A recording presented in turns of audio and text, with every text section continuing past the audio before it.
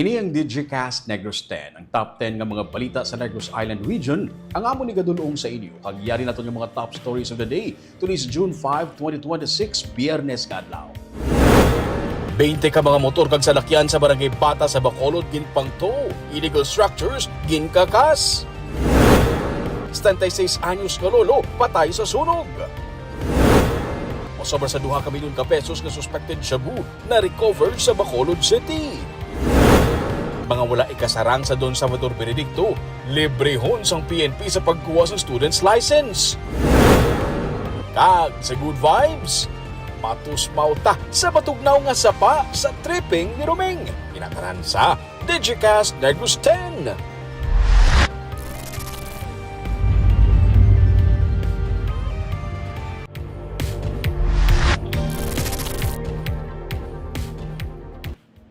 Sa number 10, bagyo nga Esther ang naglandfall na sa Taiwan kag nagbabaskog karon sa hangin habagat.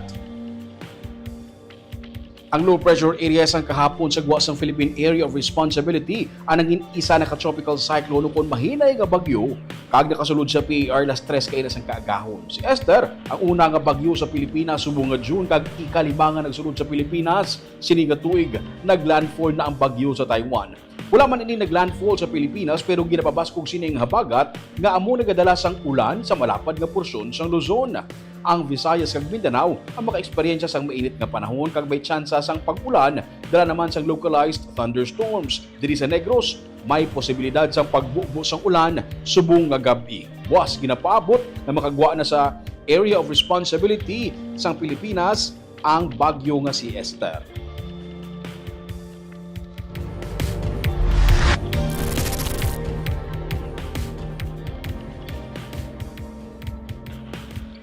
Sa number 9, ang sales sa Bacolod Chicken Inasal Festival ang nagsaka kung ikumpara sa nagligad nga tuig.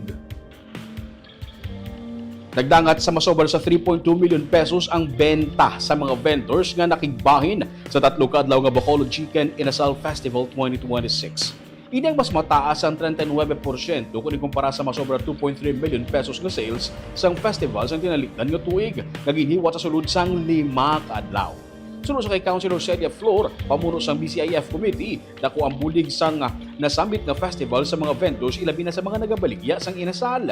Sandig sa ila record, sa 3 ka festival venues, 80-90% sa mga stalls ang nagabaligya gid sang chicken inasal nga ginapabugal sa syudad. Dugang pa sang konsihal, sa ila obserbasyon, nagadamo ang festival goers kada tuig. Rason nga nagasalig man ini nga sa masunod nga Chicken Inasal Festival, mas makabenepisyo pagid ang mga inasal vendors na narisari nga mga aktibidad ang inpatigayon sa sulod sang 3 kaadlaw nga selebrasyon.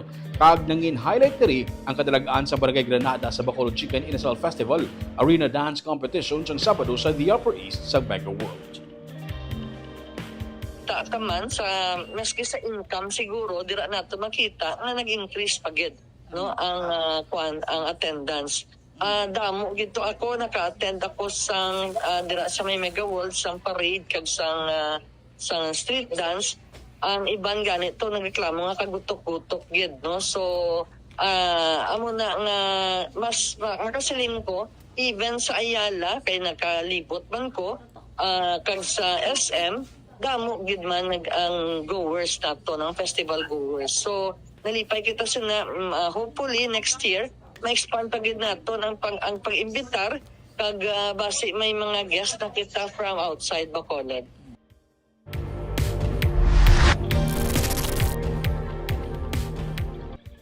Sa number 8, sa mga wala pa makabakal sang school supplies, mas barato kung i-avail ang bundle promo sunod sa DTI.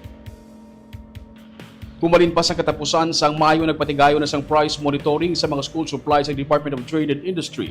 Sunod sa kay Engineer Dina Joy Cardinal, ang Provincial Director sang DTI Negros Occidental, nalakip sa ilang mga ginamonitor ang presyo sang notebooks, kaangay sang writing, composition, spiral, yarn, pad paper, nga nagalakip sang grade kag intermediate, pencil, ballpen, crayon, eraser, sharpener, kag ruler. Santo naman ang mga presyo sa suggested retail price. Pero abiso ni Cardinal labi na sa mga wala pa makabakal sang supplies nga i-avail ang mga bundle promos bangod makakinot sa amo nga sahi sang promo. Wala labot sa school supplies, sunod sa kay Cardinal, regular nilang ginapatigayon ng price monitoring sa basic and prime commodities. Nagpatigayon man sila sa price monitoring sa mga bugas ngayara sa grocery stores.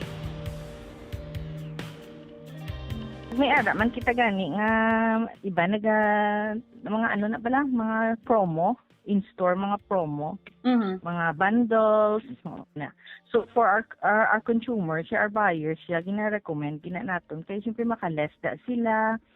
May mga aman-aman bala.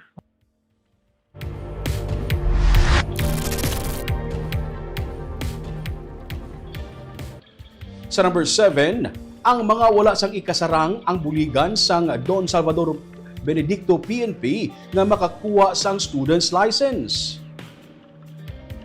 Target sang Don Salvador Benedicto PNP nga mabuligan nga mahatagan sang student driving permit ang mga wala sang ikasarang nga mga taga DSB nga nagagamit sa motorsiklo sa ilang panangabuhian. Gisiling ni Police Major Elendi Rebosquillo, ang hepe sang DSB PNP, nga kabayan ini sa ilang programa kung diin sila ang nagapangita sang pamaagi sa bulig sang stakeholders, business sector, non-government organizations, kag local government unit agud makakuha sang students driver's license ang mga poorest of the pagawad. Suno kay Rebosquillo, target nila nga mahatagan sang 350 ka mga individual o kung tag 50 ka mga persona gikan sa pitutanan ka mga barangay sang DSB. Magapatigayon sang screening ang PNP para sa mga benepisyaryo sang amo nga programa.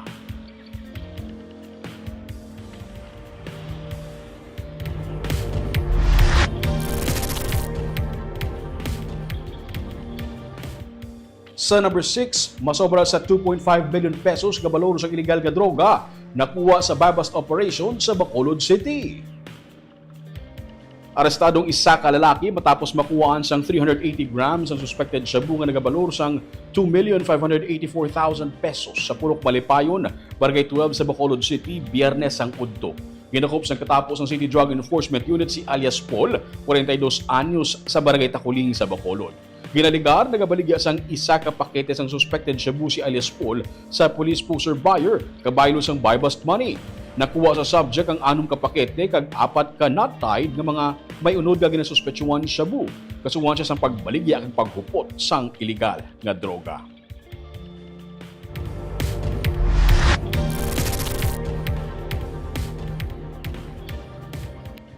Sa number 5, isa ka 76 anyos nga lolo ang patay sa sunog sa Banwasang Valencia sa Negros Oriental.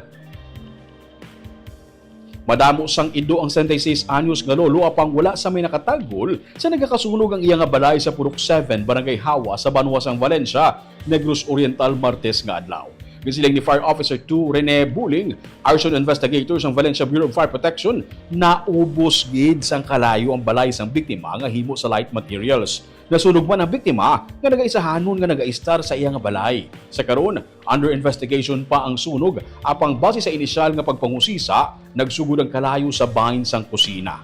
May nabatian ang mga kaigud balay nga lupok antes nagluntad ang sunog. Ang balay sang biktima, mga 100 metros ang kalayoon sa iya nga mga katupad balay.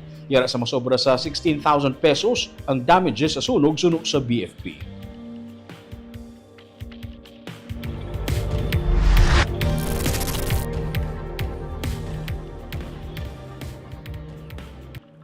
May dugang nga 7.99 metric tons sang mga infectious waste materials gikan sa Lorenzo Psycho District Hospital sa Cabangcalan City ang tigayon na nga nahakot sang probinsya. Sanig sa post ni Provincial Administrator Fernando Diaz, iniyang gikan sa septic vaults, pathologic vaults kag infectious waste facilities sa Lorenzo Psycho District Hospital. Sunod kay Diaz, padayon ang probinsya sa safe disposal sang dinikada na nga infectious hospital waste materials. Masunod nga facility nga iga-clean up ang Don Salvador Benedicto Memorial District Hospital sa La Carlota City nga may ginabuluban ta 73.41 metric tons sang infectious waste materials. Sa December 2025 to February 2026, 243.80 metric tons ang waste materials gikan sa Teresita Lopez Alandoni Provincial Hospital sa Silay City, Cadiz District Hospital kag Lorenzo Psycho District Hospital ang tigayon man nga na-dispose. Ang cleanup drive ang ginapamunuan sang Team Pollution Control Officers. Sunod sa kay Diaz, inikabahin sang kontribusyon sang probinsya para sa mas matinlo nga palibot kag matinlo man nga mga ospital.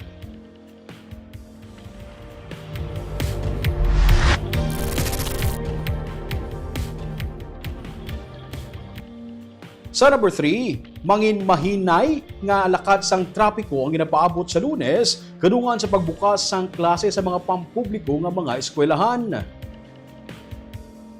Subong pa lang ginapahibalo na ang tanan nga ginapaabot nga mangin mahinay ang lakas ng trapiko sa mga dalan sa Bacolod City sa Lunes kadungan sa pagbinalik sa mga estudyante sa mga pampubliko nga mga eskwelahan sa una nga adlaw sang klase. Ginmanuan na sang Office of the City Administrator ang pamunuan sa Bacolod Transport and Traffic Management Department nga siguruhon nga may traffic enforcers ang tanan nga mga dalan sa syudad agud pahagan-hagan ang lakat sang trapiko. Sunod sa kay City Administrator Attorney Mark Steven Mayo, pagatutukan sa syudad ang pagmando sa trapiko ilabi na sa mga dalan nga malapit sa eskwelahan. Dugang pa niya, handa man ng DRRMO nga magpatuman sang water rationing sa mga eskwelahan nga ginakulang sang tubig. Bukas naman ang City Health Office nga magpatigayon sang fogging kag sanitation sa mga eskwelahan nga maga-request sini. Samtang nagpasa naman sang resolution ang Sangguniang Panglungsod sa Bacolod nga nagahaylo sa 61 ka mga punong barangay sa syudad nga mag-deploy sa mga tanod sa tanan nga mga bulutuan. Sa separado pagid nga resolusyon, ginpangabay man sang SP ang BCPO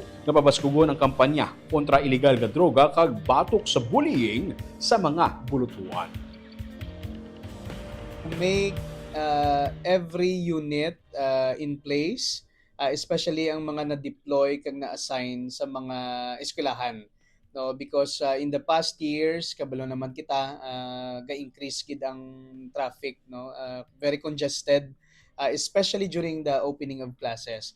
So tanan ni sila actually may mga specific naman na area of assignment, but of course tungod nagsira ang klase, tinahagan-hagan man ang trapiko, but because of the opening naman liwat, so we will have to require them to heighten sa liwat ang ilang pagbantay kapag regulate sa trapiko. And of course,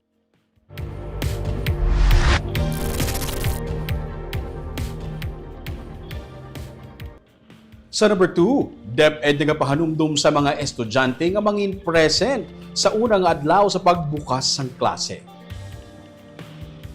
Sa Lunes, Hunyo 8, magasugod ang klase sa mga pampubliko nga eskwelahan. Sunod sa kay Department of Education Negros Island Region spokesperson Almi Cesar Diquinia, ipasiguro sa mga estudyante nga present sila kag magpadulong sa tagsa ka eskwelahan nga handa.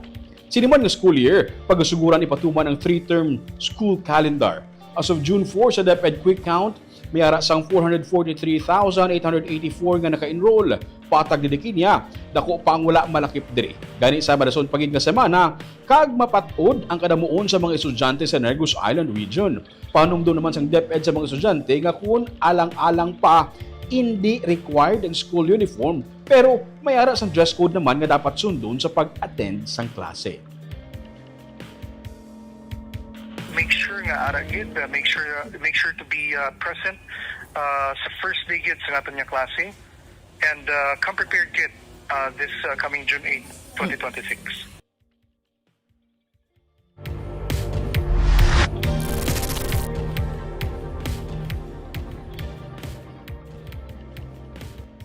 Kag sa numero 1 sa mga balita subong adlaw. May kapin sa 20 tanan ka mga salakyan kag motorsiklo ang ginpangtow. Kag may mga gimpang kakasman nga mga illegal structure sa ginpatigay nga clearing and towing operation sa barangay Bata sa Bacolod. Nagpatigayon sa road clearing and towing operation nakatapos ang Bacolod City Legal Office kag Bacolod Transport and Traffic Management Department o kun BTTMD sa circumferential road sakop sa barangay Bata, Huwebes nga adlaw. 7 ka mga illegal structures ang tigayon nga napangguba sang CLO samtang 19 ka mga salakyan kag mga motorsiklo ang ilang nadakpan kag ginpangtow. May 5 pagid ka mga salakyan nga nagbalabag sa among dalan ang ginatagan man sang BTTMD sang notice. Sunod sa kay Levi Pangi ang pamuno sang CLO enforcement team, ginpang-impound ang mga o kunang nasambit nga mga motorsiklo bangod wala ini sa mga nagakaigo nga mga dokumento samtang ang iba naman nga nagabiyahe pero wala sang business permit.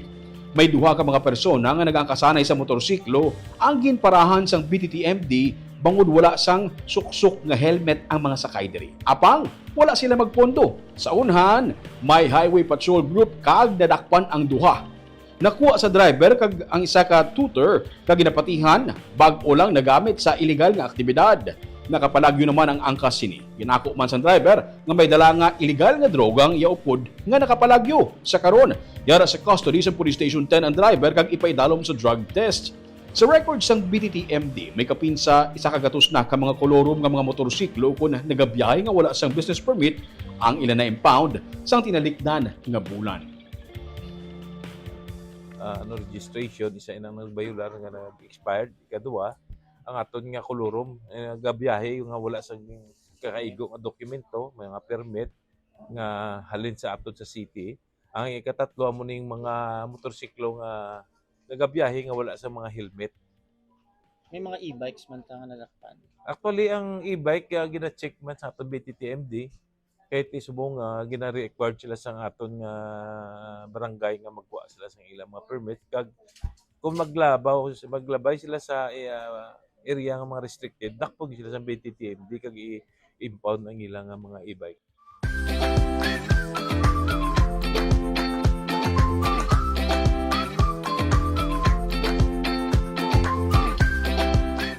Kagyari na yung pampabalo namon sa inyo nga pang good vibes sining nga weekend. Nagsugod na ang matugnaw nga panahon, nagsugod na ang ting-ulunan, pero mas matugnaw ang weather kunyara ka sa nabukid nga bahin kag mas nami ko nagatusmaw ka sa matinaw nga tubig sa sapa. Parehas na lamang sa sini nga lugar nga amon natultulan sa 20 pesos mo nga entrance fee. Makalangoy-langoy ka na diri kag ma-enjoy mo ang mabugnaw nga weather kag ang view sa mga kabukiran sa palibot. Ining aton katuan sa Sabado sa tripping ni Romeng.